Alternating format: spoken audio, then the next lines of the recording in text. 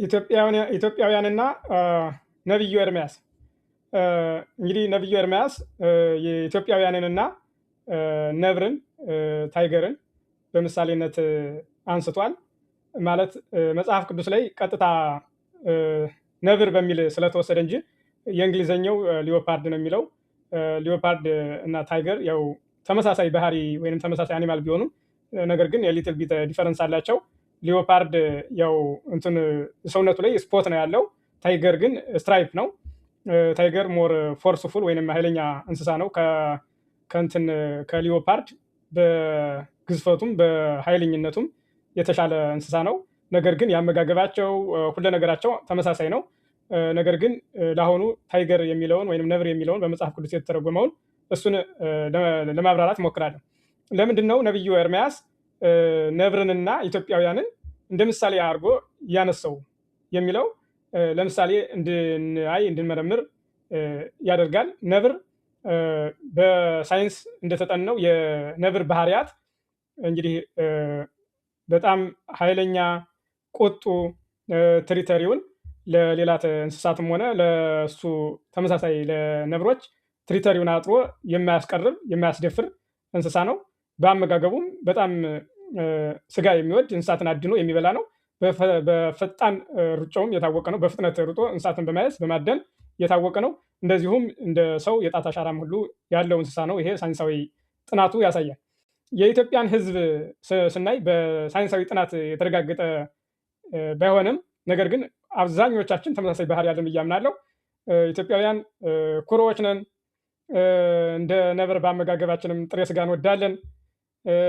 በዚያ ላይ እንደ ነብሩ ዥንጉርጉር የሆነ የተለያየ ቋንቋ፣ የተለያየ ክልል፣ በዚያ ላይ ደግሞ ክልሉንም ልክ አጥረን ያለ ጎበዝ አለቃ እያልን እርስ በርሳችን የምንዋጋበት ነገር ነው የተፈጠረው። እና ነቢዩ ኤርምያስ ለምንድን ነው ከዓለም ሀገራት ካሉት ሁሉ መርጦ ኢትዮጵያን እና ነብርን በተመሳሳይነት ያነሳው? እስቲ ቃሉን በትክክል ነቢዩ ኤርምያስ ያለውን ላንብበው።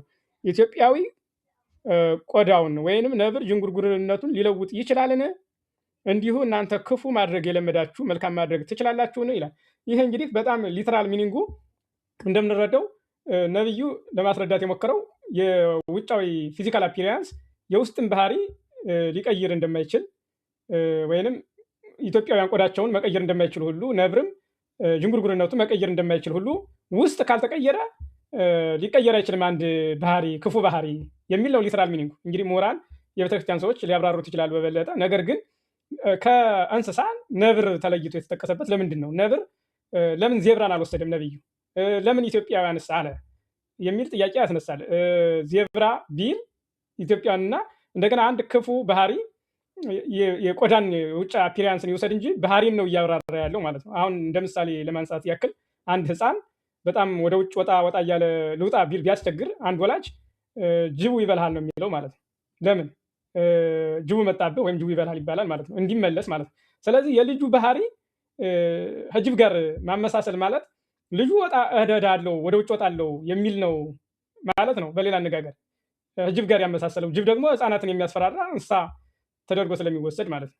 ስለዚህ ነብርንና ኢትዮጵያውያንን ያመሳሰልበት ነብዩ አንደኛ በክልል ተከፋፍሎ አሁን የኢትዮጵያ ህዝብ ያለ እረፍት ጎበዝ አለቃ ነኝ እያለ ሁሉም ክልሉን አጥሮ የሚዋጋበት፣ በሌላ መልኩ ደግሞ የተለያየ ቋንቋ የተለያየ ማንነት እንዳለን ሁሉ ኢትዮጵያዊ ቆዳውን ነብር ዥንጉርጉርነቱን ይቀይራልን ያለ ምንም እንኳን ፊዚካል አፒሪያንስ ለመግለጽ ቢጠቀምም ነገር ግን ውስጡ የነብርና የኢትዮጵያ ማንነት በጣም የተዛመደ ነው። አንደኛ በአመጋገባችን ጥሬ ስጋ ከዓለም ሁሉ የተለየ ጥሬ ስጋ መውደዳችን፣ ሁለተኛው ደግሞ ትሪተሪ አጥረን በትሪተሪ መዋጋታችን በጣም ያመሳስለዋል።